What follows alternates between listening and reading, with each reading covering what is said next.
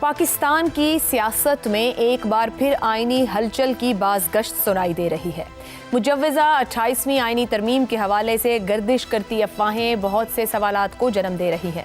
وزیر اعظم شہباز شریف کی صدر آصف علی زرداری اور اہم حکومتی شخصیات کے ساتھ ملاقات ایوانوں کے جاری اجلاسوں کے دوران غیر معمولی مشاورت اور پس پردہ ہونے والی سیاسی گفت و شنید نے اس تاثر کو مزید تقویت دی ہے کہ شاید اقتدار کے ایوانوں میں کوئی بڑی آئینی تبدیلی زیر غور ہے۔ اطلاعات کے مطابق مجوزہ 28ویں ترمیم کے ذریعے صحت، تعلیم، آبادی، معدنیات اور کانکنی جیسے شعبے دوبارہ وفاق کے سپرد کیے جا سکتے ہیں، جبکہ متوازی فہرست یعنی کنکرنٹ لسٹ کی بحالی پر بھی غور ہو رہا ہے۔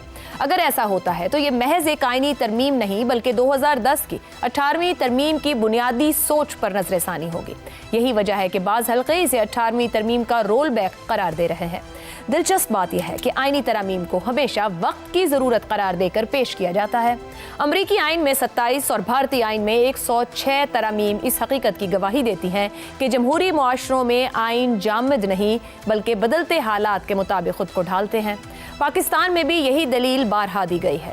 آئین بننے کے بعد کی جانے والی ابتدائی ترامیم ہو، 8ویں ترمیم ہو، 13ویں ترمیم ہو، 17ویں ہو یا پھر 26ویں اور 27ویں ترامیم، ہر مرتبہ یہ کہا گیا کہ ریاستی اور سیاسی تقاضے نئی آئینی تشکیل کا مطالبہ کر رہے ہیں۔ تاہم 18ویں ترمیم پاکستان کی آئینی تاریخ میں ایک منفرد مقام رکھتی ہے۔ اس ترمیم کے پیچھے غیر معمولی سیاسی اتفاق رائے، پارلیمانی مشاورت، میڈیا، سول سوسائٹی اور آئینی ماہرین کی طویل مشق شامل تھی۔ 2010 میں جب یہ ترمیم منظور ہوئی تو دعویٰ کیا گیا کہ اس نے پاکستان کے دیرینہ وفاقی بحران کو حل کر دیا، صوبوں کو خود مختاری دے دی، پارلیمانی نظام کو مضبوط بنایا۔ لیکن 16 برس بعد سوالات اب بھی موجود ہیں۔ کیا صوبوں نے NFC ایوارڈ اور مالیاتی اختیارات کو تعلیم، صحت، آبادی اور مقامی ترقی پر مؤثر انداز میں خرچ کیا؟ کیا صوبائی خود مختاری کے بعد گورننس بہتر ہوئی یا بدعنوانی اور انتظامی کمزوریوں نے ان وسائل کو نگل لیا؟ کیا صوبوں نے اختیارات بلدیات تک منتقل کیے؟ یہی وہ سوالات ہیں جو آج ممکنہ 28ویں ترمیم کے گرد ہونے والی بحث کو پیچیدہ بنا رہے ہیں۔ ایک طرف کچھ حلقے یہ تاثر دے رہے ہیں کہ موجودہ حالات میں اس ترمیم کی ضرورت ہے، تو دوسری طرف اطلاعات کے مطابق پیپلز پارٹی اس ترمیم پر کچھ تحفظات رکھتی ہے۔ 2/3 اکثریت کے بغیر ایسی کسی ترمیم کا ممکن ہونا بھی ایک بڑا سیاسی سوال ہے۔ 2024 میں 26ویں اور جس میں 27ویں ترامیم کو بھی حالات کا تقاضا قرار دیا گیا تھا۔ اب سوال یہ ہے کہ کیا مجوزہ 28ویں ترمیم واقعی حالات کی ضرورت ہے یا پھر پاکستان میں ایک بار پھر وفاق اور صوبوں کے درمیان اختیارات کی پرانی بحث شروع ہو جائے گی؟ اسی پر پروگرام کے پہلے حصے میں گفتگو رکھیں گے۔ ہمارے ساتھ ہیں زیغم خان، شہزاد چودھری، عامر احمد خان اور حسن نثار صاحب۔ پروگرام کا سوال آپ سبھی کے لیے۔ 28ویں ترمیم کی بازگشت 26ویں اور 27ویں کے بعد اب اسی پارلیمنٹ سے 28ویں ترمیم پیش کرنے کی اطلاعات مجوزہ ترمیم حالات کا تقاضا ہے یا ایک اور سیاسی ضرورت؟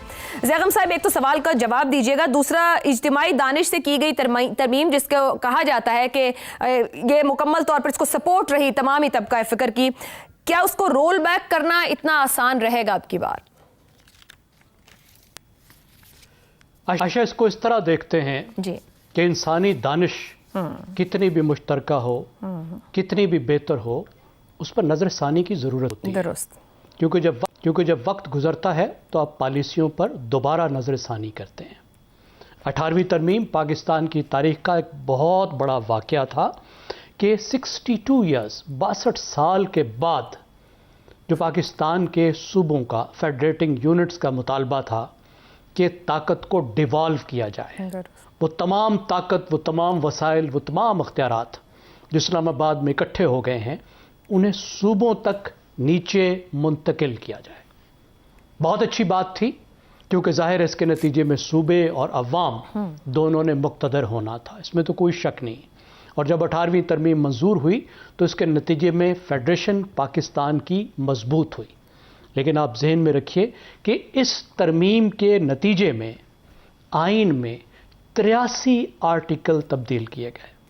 83 ابھی آپ ترامیم کی بات کر رہی تھی تو 18ویں ترمیم 83 آئینی ترامیم کا مجموعہ ہے، یہ ایک ترمیم نہیں ہے۔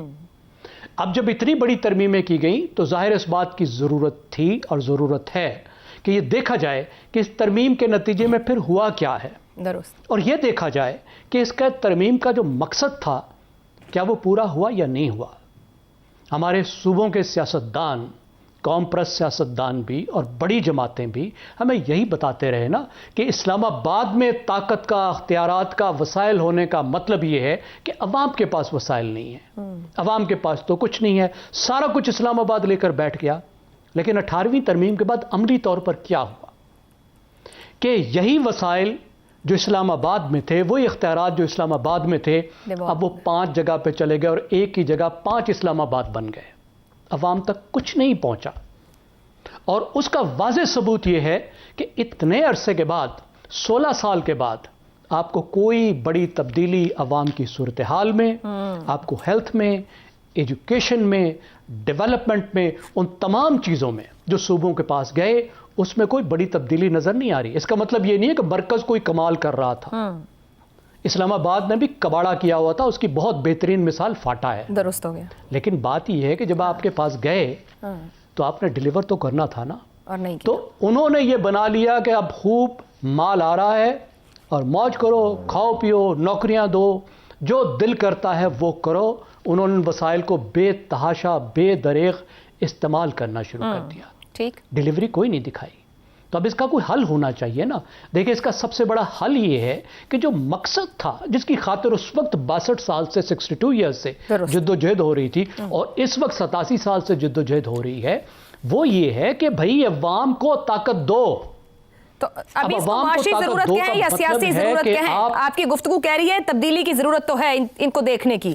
یہ ہماری معاشی ضرورت ہے، حالات کا تقاضا یا سیاسی ضرورت؟ دیکھیے کیونکہ میں صحافی ہوں اور صحافی کے طور پر میں پبلک انٹرسٹ کو ریپرزینٹ کرتا ہوں، یہ عوامی ضرورت ہے. درست ہو گیا. عوام کا مقتدر ہونا پاکستان کی ضرورت ہے، پاکستان کے عوام کی ضرورت ہے، یہ قومی ضرورت ہے. سیاسی ضرورت تو تقسیم ہو جاتی ہے. کچھ پارٹیوں کی سیاسی ضرورت ہے، کچھ پارٹیوں کی سیاسی ضرورت نہیں ہے. کچھ کو وارے کھاتا ہے، کچھ کو وارے نہیں کھاتا. لیکن کیا کوئی ایسے عوام بھی ہیں جن کو وارے نہیں کھاتا؟ عوام کو بھی تو ڈیلیور ہونا ہے. درست ہو گیا زیغم صاحب، کوئی طریقہ بھی تو اختیار کیا جائے گا نا اس عوام کو ڈیلیور کرنے کے لیے. ٹھیک ہے جی. اس کا طریقہ یہ ہے کہ بیٹھ کر تمام ان مسائل پر بات کی جائے. کہاں کہاں ناکامی ہے جلدی سے مجھے کہنے دیجئے. دیکھیں اس کے علاوہ NFC کا مسئلہ بھی بہت اہم ہے. وفاق چل ہی نہیں پا رہا. بالکل درست. اس کا حصہ ہے اگر وفاق چلے گا تو پاکستان چلے گا نا. جی بالکل. جب معیشت کا یہاں کباڑا ہوتا ہے تو صوبے بھی تو برباد ہوتے ہیں. ٹھیک ہو گیا. بالکل ٹھیک ہے. یہ ذمہ داری ہے وہ یہ دیکھے کہ کیسے مرکز کو چلانا ہے. اور وہ کوئی بھی نہیں چلا پا رہا اپنی جگہ پر. شہزاد صاحب 26ویں اور 27ویں ترمیم کی حمایت کے بعد کیا پیپلز پارٹی یہ مجوزہ 28ویں ترمیم جس کے کچھ نکات یا چیزیں سمجھ میں آ رہی ہیں کیا ہوں گی، کیا اس کی حمایت کرے گی؟ جبکہ یہ نظر آ رہا ہے کہ معاشی یا مالیاتی طور پر بھی پر کٹ سکتے ہیں پیپلز پارٹی کے بطور ایک صوبائی حکومت.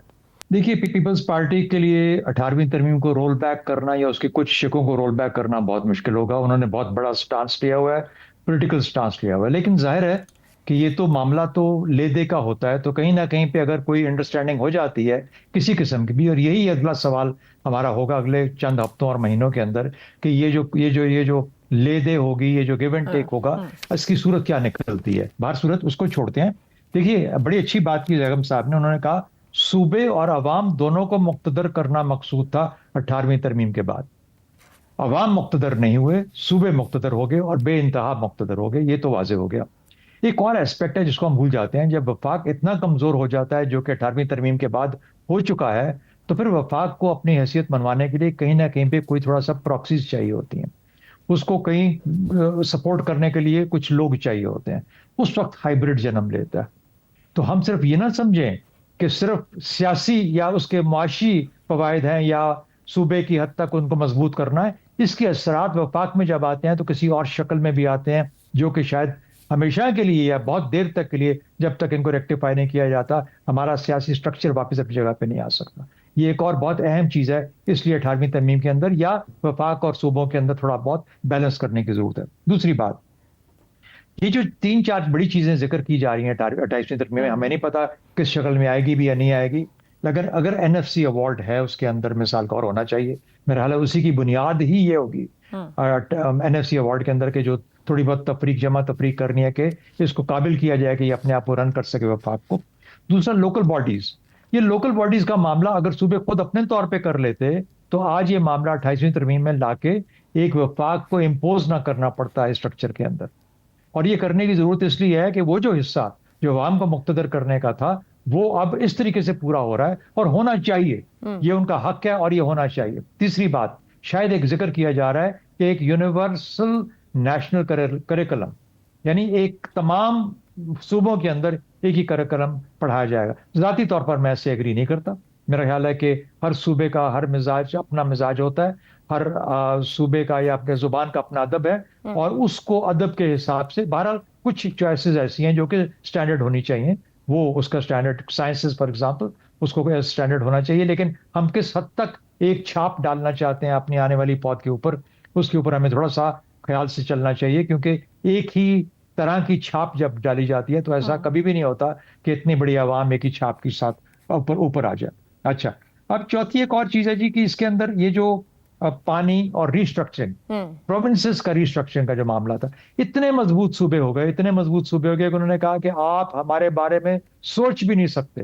بلوچستان کتنا بڑا صوبہ ہے، پنجاب آبادی کے لحاظ سے کتنا بڑا صوبہ ہے. تو کہیں نہ کہیں پہ کوئی تقسیم کرنے کی ضرورت ہوگی. اور یہ اگر یہ مل کے سب لوگ اس کے اوپر ایگری کر جائیں، چاہے 28ویں ترمیم کے اندر وہ رستے بنائے جائیں جس کے بعد کے صوبے، تو یہ جو صوبوں کے پاس طاقت ہے نا کہ جب تک اس اسمبلی وہ نہیں کرے گی 2/3 میجورٹی کے ساتھ ایک ریزولوشن پاس کہ جی ہمارے صوبے کو چھوٹا کیا جا سکتا ہے، جو کوئی صوبہ کرنے کو تیار نہیں ہے. تو جو انہوں نے بنائی ہوئی ہیں اپنی فیفڈومز، 4 فیفڈومز بن چکی ہیں پاکستان کے اندر. ان فیفڈومز کو مینج کرنا اور واپس، اور پھر یہ بھی یقین کرنا کہ جو پیسہ جا رہا ہے وہ اصل میں صحیح طور پہ استعمال ہو بھی رہا ہے یا نہیں ہو رہا. میرا حال ہے کچھ چیکس اینڈ بیلنسز کی ضرورت ہے، اس کو بیک ضرور کرنا چاہیے. اور اگر 28ویں ترمیم ان چیزوں پہ آتی ہے تو میرے حساب سے تو ویلکم کیا جانا چاہیے.